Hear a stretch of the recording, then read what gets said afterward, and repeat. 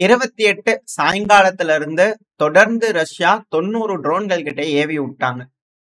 பல ட்ரோன்கள் உக்ரைனுக்குள்ள வந்து தாக்குதல் பண்ணிட்டு இருக்குது. இதுல 50 கிட்ட வந்து பாத்தீங்கன்னா நாங்க டவுன் பண்ணிட்டோம். 50 கிட்ட சொச்சமா 60 கிட்ட வந்து பாத்தீங்கன்னா அரௌண்ட் கம்மி பண்ணிட்டோம் அப்படிங்கிற உக்ரைன் தரப்புன்னு சொல்றாங்க. 40 கிட்ட வந்து பாத்தீங்கன்னா அங்கேயும் இங்கேயும் போய் விழுந்துருச்சு அப்படிங்கிற போல சொன்னாங்க. காணாம போயிடுச்சு அப்படிங்கிறது போல. இதே ரஷ்யாக்குள்ள வந்து பாத்தீங்கன்னா மாஸ்கோ ஒப்லாஸ்ட்ல மக்கள் வாழும் பகுதிகளை தாக்குதல் பண்ணிட்டு இருக்கிறாங்க உக்ரைன் தரப்பு இந்த ட்ரோன் தாக்குதல்கள். இரு தரப்புலயும் குறைகள் என்ன சொல்றாங்கன்னா மக்கள் வாழும் பகுதியில தாக்குதல் பண்றாங்க அப்படின்னு இரு தரப்புலயும் மாறி மாறி சொல்லிக்கிறாங்க. வீடியோ பதிவுகள், இமேஜஸ் இதெல்லாம் வந்து பார்க்கும்போது தெரியுது. ரஷ்யா தரப்பு வந்து வீடியோ பதிவுகள்ல விட்டுருக்காங்க. ஹை ரைஸ் பில்டிங்ல இது போல தாக்குதல் நடக்குது. உக்ரைன் என்ன சொல்றாங்கன்னா அதுக்கு பக்கத்துல ஃபேக்டரிஸ் இருக்குதுங்க. அங்க போனது இங்க எக்ஸ்க்ளூசிவா போயிருது அப்படிங்கிறது போல உக்ரைன் தரப்புன்னு சொல்றாங்க. ஆனா ரஷ்யா தரப்புல எல்லா டைம்லயும் ப்ரிசைஸ்டா இருக்கக்கூடிய இடத்துல தான் நாங்க அடிச்சோம் அப்படிங்கிற ரஷ்யா தரப்புன்னு சொல்றாங்க. இரு தரப்பையும் சொல்லக்கூடிய கருத்துக்களை சொல்லியாச்சு. நீங்க தான் அரசு யாராவது எது சரியா இருக்கும் அப்படின்ற முடிவுகள் எடுத்துக்கணும். அது கூடவே ரஷ்யா இப்போ ஜாப்ரோசியா பகுதிகளில் அதிகமா கான்சென்ட்ரேட் பண்ண ஆரம்பிச்சிட்டாங்க. ஏரியல் குண்டுகளை கொண்டு வந்து அப்படியே லொத்து லொத்துன்னு போட்டு போயிடுறாங்க. குறைஞ்சது 5 கொண்டு வந்து போட்டு போயிருப்பாங்க அப்படின்ற குற்றச்சாட்டுகள் உக்ரைன் தரப்பு வந்து வந்துகிட்டு இருக்கு. இப்போ தொடர்ந்து இந்த ஏரியல் குண்டுகள் அப்படிங்கிறது உக்ரைனுக்கு சிம்ம சொப்பனமா இருக்கு அப்படிங்கிற மாற்று கருத்துல. ஏன்னா இந்த ஃபேப் குண்டுகள் ஃபேப் 250, 500, 1500, 3000 கொண்டு வந்து லொத்து லொத்துன்னு போட்டு போயிடுறாங்க. இழப்புகள் அதிக அளவில் இருக்கு. ரஷ்யா கேட்டா ஃப்ரண்ட் லைனு ஆனாலும் கொண்டு வந்து போட்டு போறீங்க. டீப் சைடு என்னங்க சண்டை இல்லாத பகுதியில கொண்டு வந்து விமானத்தை கொண்டு வந்து போட்டு போயிட முடியுமா? ஃப்ரண்ட் லைன் இருக்குது. அதனால கொண்டு வந்து போட்டு போறோம். அதிகமான வீரர்கள் வச்சிருக்காங்க. தெரிஞ்சுக்கிட்டு தான் போறோம் அப்படிங்கிற ரஷ்ய தரப்பு சொல்றாங்க. உக்ரைன் தரப்பு வந்து இல்ல. மக்கள் வாழும் பகுதியில தாக்குதல் பண்றாங்க அப்படின்ற குற்றச்சாட்டுகள் இருக்கு. எது எப்படியும் இருதரப்புலயும் தாக்குதலோட வீரியம் அதிகரிச்சுக்கிட்டே இருக்கு அப்படிங்கிறது மட்டும் புரிஞ்சுக்க முடியுது. இதுல பேச்சுவார்த்தை தொடர்ந்து பார்த்துக்கிட்டு தான் இருக்கும். இந்த பேச்சுவார்த்தைக்கு அழுத்தங்கள் போயிட்டு இருக்கு. ரஷ்ய தரப்பு வந்து இப்போ வரைக்கும் தேதிகள் சொல்லியிருக்கிறாங்களே தவிர மற்றபடி எதுவும் சொல்லல. இப்ப அதே போல வந்து பாத்தீங்கன்னா ஜூன் 2 வந்து பாத்தீங்கன்னா ரஷ்ய தரப்பு வந்து இஸ்தான்புல்லே வச்சு பேசிக்கலாம் அடுத்த கட்டம் அப்படிங்கிற சொல்றாங்க இல்லையா? உக்ரைன் வந்து மெமராண்டம் வேணும் அப்படிங்கிறவங்கள கேட்டுக்கிறாங்க. அதுக்கெல்லாம் லேட் ஆகும்பா, வா கொஞ்சம் பேச வேண்டியது, வா பேசிக்கலாம் முதல்ல அப்படின்னு லாவ்ரோ அவர்கள் தரப்பு வந்து டேட்டை சொல்லிக்கிறாங்க. வராங்களா என்னன்னு பார்ப்போம்.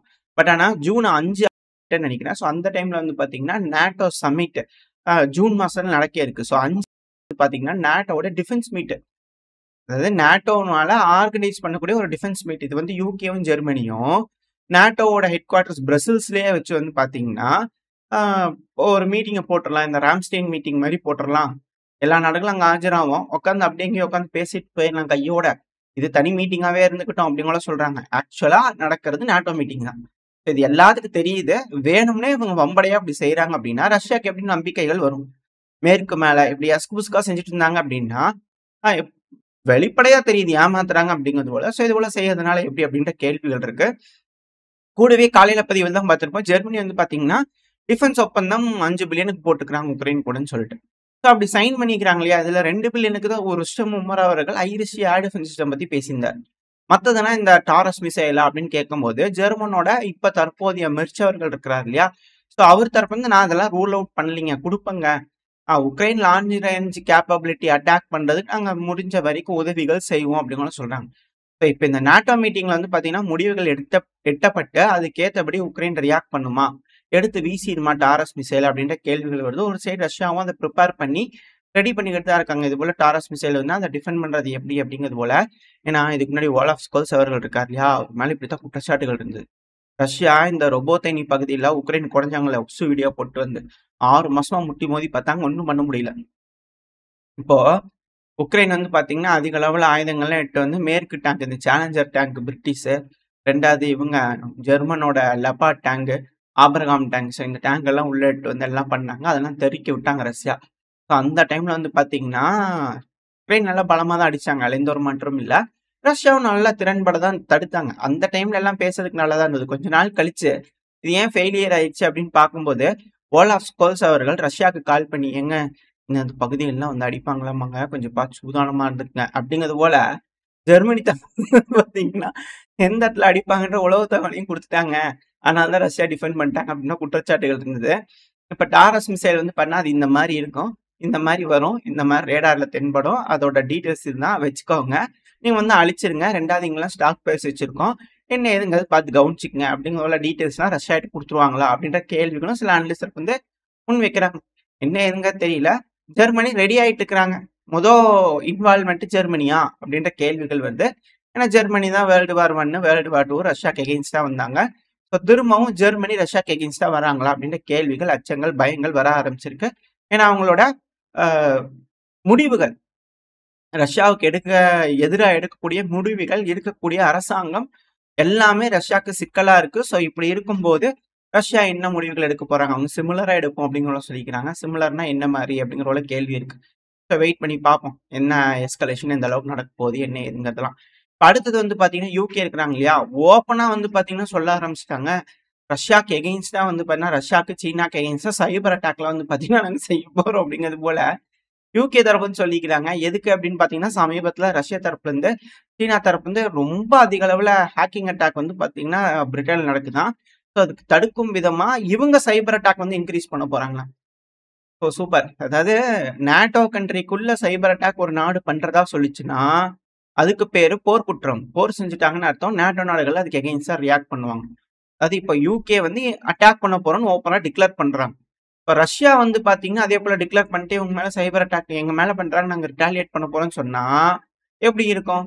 ஜெர்மனி வந்து பார்த்தீங்கன்னா, ஆயுதங்கள் குடுத்து களத்துல பிசிக்கலா இறங்குறாங்க அப்படின்னா, யுகே மென்டலி இறங்குறாங்களா? அப்படின்ற கேள்விகள் இருக்கு. என்ன நடக்குமோன்னு தெரியல. At the same time UK 1 billion pound அளவுக்கு வந்து பார்த்தீங்கன்னா, அலக்கீடு பண்ணி, பணத்த அலோகேட் பண்ணி, ட்ரோன்கள், ஏஐ எதிர்கால ஃபியூச்சர் பேட்டில் ஃபீல்டுக்கு தயாராகிறதுக்கு ரெடி ஆயிட்டு இருக்கிறாங்களாமா. இப்பதான் உக்ரைன்ல வச்சு ரிசர்ச் பண்ணிக்கிறாங்க. சில பல டேட்டாஸ்லாம் கிடைச்சிருக்கும். ஸோ அதனால டெக்னாலஜியில வச்சு ரெடி பண்ணி யுகேவை பாதுகாக்கலாம் அப்படிங்கிற முடிவுல இறங்கியிருக்காங்க. இது எந்த அளவு கை கொடுக்க போகுது அப்படிங்கிறத வெயிட் பண்ணி பார்த்தலாம். அடுத்தது வந்து பார்த்தீங்கன்னா, சாங்ஷன்ஸ் அழுத்தங்கள் அப்படின்னு வந்து பார்த்தோம்னா, செனட்ல வந்து பார்த்தீங்கன்னா, அமெரிக்காவோட செனட்ல அழுத்தங்கள் கொடுக்க சொல்லிக்கிறாங்க. 500% போடுங்க. டேரிஃபா போடுங்க ரஷ்யா மேல. சாங்ஷன் தானே போடக்கூடாதுன்னு பேசிக்கிறீங்க. டேரிஃபா போடுங்க. பேச்சுவார்த்தைக்கு போகும்போது ரஷ்யாக்கு எதிர்த்து இந்த டேரிஃப் வந்து பார்த்தீங்கன்னா, நீங்க அ உதவியா வச்சுக்கோங்க. வெயிட்டா வச்சுக்கோங்க. போய் பேசுங்க அப்படின்னு ட்ரம்ப் அவர்கள் வந்து பார்த்தீங்கன்னா, அவங்ககிட்ட யோசனை பண்ணிட்டு இருக்கிறாங்க. இப்போ பார்ப்போம் இதெல்லாம் எந்த அளவுக்கு உதவ போகுதுன்னு சொல்லிட்டு. அடுத்த சாங்ஷன் வந்து பார்த்தீங்கன்னா, ஈராக் மேல போடணும்னு ரூபியோ அவர்கள் அழுத்தங்கள் கொடுத்துட்டு இருக்காரு. எதுக்கு ஈராக் மேல அப்படின்னா ஏன் உள்ள போய் போர் செஞ்சு அழிச்சு இந்த அளவுக்கு இருந்து பத்தலையா அப்படிங்கிற கேள்விகள் பல அனலிஸ்ட் வந்து டைரக்டாவே இருக்கு. அந்த டெலகிராம் சேனல்ல ஷேர் பண்ணும்போதே பல கேள்விகள் கேட்டிருக்காங்க வண்ட வண்டியா. பட் இருந்தாலும் இப்ப ஏன் சாங்ஷன் அப்படின்னா, ஈரானோட இணைஞ்சு அதிக அளவுல செயல்படுறாங்க. 2வது ஈரானுக்கு வந்து பார்த்தீங்கன்னா, பாடம் சொல்லிக் கொடுக்க வேண்டிய நேரத்துல இறங்கி இருக்கு. கண்டிப்பா ஈராக் வந்து பார்த்தீங்கன்னா, அதிக அளவுல அழுத்தங்கள் கொடுக்கணும். மேக்ஸிமம் பிரஷர் ஈரானுக்கு கொடுக்கலாம்னு ட்ரை பண்ணாங்க, முடியல. அதனால வந்து பலத்த வந்து பார்த்தீங்கன்னா, இப்போ ஈராக்கு காட்டிடலாம். யமன் ஹவுதிஸ் கிட்ட வந்தாங்க, செருப்ப சாணியில முக்கி முக்கி எடுத்து அடிச்சு அனுப்பி விட்டாங்க. அடுத்து ஈரானுக்கு போனாங்கன்னா, அது பயங்கரமா அடி விழுந்துரும். ஸோ அதனால இப்போ ஈராக்ல வந்து பாத்தீங்கன்னா காமிச்சுக்கலாம் நம்ம பலத்தை. மேக்சிமம் ப்ரெஷர் ஈராக்ல கொடுக்கலாம் அப்படிங்கிற இப்படி இருக்கிறாங்க. ஸோ ஈராக் எப்படி பதிலடி கொடுக்க போறாங்க, என்ன முக்கிய அடிக்க போறாங்களா இல்லை என்ன எதுங்கெல்லாம் வெயிட் பண்ணி பார்த்துக்கலாம். ஈராக்கை அடுத்தது தேத்துறாங்க அப்படிங்கிற புரிஞ்சுக்க முடியுது. இந்த ரீஜன்ல ஆளுமை செலுத்துறதுக்கான வேலைகள்ல இறங்கி இருக்கிறாங்க அப்படிங்கிற மட்டும் தெரியுது. ஸோ மேக்சிமம் ப்ரெஷர் சாங்ஷன்ல இருந்து எல்லாமே பண்ணும் ஈராக் அப்படிங்கிறதோட ரூபியா அவர்கள் தரப்புன்னு சொல்லிக்கிறாரு. இதுதான் செய்தி. ஸோ சாங்ஷன் வந்து பாத்தீங்கன்னா ரஷ்யாவுக்கு டாரிஃப், ஈராக்கு சாங்ஷன். 3வது வந்து பாத்தீங்கன்னா சீனாக்கு, ரஷ்யாவுக்கு டாரிஃப், சீனாக்கு சாங்ஷன். இந்த விமானங்கள் இருக்கு இல்லையா, அதுக்கு வேணுங்கிற இன்ஜினு, இந்த சிப்ஸ் இதெல்லாம் ஏற்றுமதி பண்ணக்கூடாது அப்படிங்கிற சாங்ஷன் சீனாக்கு. அடுத்தது நம்ம கிட்டயும் வந்துட்டாங்க. அமெரிக்கா வந்து பாத்தீங்கன்னா ரஷ்யா கிட்ட இருந்து ஆயில்களை ஏற்றுமதி பண்ணி இந்தியாவுக்கு கொண்டு வரக்கூடிய கப்பல்களுக்கு சாங்ஷன். ஸோ அப்ப என்ன பண்ணுவீங்க, ரஷ்யா வந்து ஒரு ஆயில் ரஷ்யா கிட்ட இருக்குது, ஏத்தி அவங்க வண்டியில நம்மளுக்கு அனுப்பி விடுறாங்க. இப்ப என்ன வரவெல்லாம் வந்து புடிச்சிட்டு போயிருவீங்களா அப்படின்னு கேள்விகள் வருது. இதுதான் சாங்ஷனா, இல்ல நாங்க வாங்குறப்ப உங்களுக்கு என்ன பிரச்சனை அப்படின்னு கேள்விகள் திரும்பி திரும்பி வருது. பட் இருந்தாலும் சாங்ஷனை போடுங்க அப்படிங்கிற போட்டிருக்கிறாங்க. இது திரும்பி நம்மளுக்கு தானே அழுத்தங்க. அதாவது ஜீரோ டாரிஃப் அப்படிங்கிறது போல அமெரிக்காவோட பொருட்கள் இந்தியாவில் வியாபாரம் பண்றதுக்கு ஆசைப்பட்டு கேட்டுட்டு இருக்காரு ட்ரம்ப் அவர்கள். இன்னி வரைக்கும் அது பேசி முடிவு பண்ணப்படல. பட் ஆனா அது அப்படித்தான் இந்தியா கேட்குதுன்னு வேற சொல்றாரு. இருந்தாலும் வந்து பாத்தீங்கன்னா இங்க வந்து நம்ம கிட்ட வந்து பாத்தீங்கன்னா எதுக்கு ஆப்பிளோட பொருட்கள்ல நீங்க வந்து அந்த போன்லாம் வந்து இந்தியாவில செய்றீங்க அப்படிங்கிற டிம் அவர் சிஇஓ அவர்களுக்கு வந்து பண்ண அழுத்தங்கள் கொடுக்குறாரு. ஒரு சைடு ஜீரோ டாரிஃப் வேணும்னு கேட்கிறாரு, அடுத்தது இந்தியாவில் இருக்கக்கூடிய எல்லா மேனுஃபேக்சரிங்லையும் ஸ்டாப் பண்ணணும்னு நினைக்கிறாரு. ரஷ்யா கிட்ட இருக்கக்கூடிய பொருள் எல்லாத்துக்குமே வந்து பாத்தீங்கன்னா உரிமம் வந்து மேற்குக்கு வேணும்னு நினைக்கிறாங்க. சீனா கிட்ட கடற்படையே இருக்கக்கூடாது, சீனால எக்கனாமியா இருக்கக்கூடாது, திவாலாக்க வைக்கணும்னு நினைக்கிறாங்க. இந்தியால வந்து பொருட்களே இது பண்ணக்கூடாது. இந்தியாக்குள்ள பொருட்கள விக்கிறது மட்டும் தான் செய்யணும் அப்படிங்கிற போல யோசிக்கிறாங்க. அப்போ உலகத்துல அவங்க வைக்கிறது சட்டம், அவங்க செய்யறது தான் தொழில், அவங்க சொல்றது தான் விலை, அவங்க அலோவ் பண்றது தான் வியாபாரம் அப்படிங்கிறது போல ஒரு டாமினேஷன் காட்டணும் அப்படிங்கிற அமெரிக்க தரப்பு வந்து நினைச்சுக்கிட்டு இருக்காங்க. இதெல்லாம் நடக்குமா என்ற கேள்விகள் இருக்கு. ஸோ வெயிட் பண்ணி பார்ப்போம். அழுத்தங்கள் பெருமளவுல இருக்கிறதுனால பிரிக்ஸ் நாடுகள்லாம் கொந்தளிக்க ஆரம்பிச்சுக்கிட்டு இருக்கிறாங்க.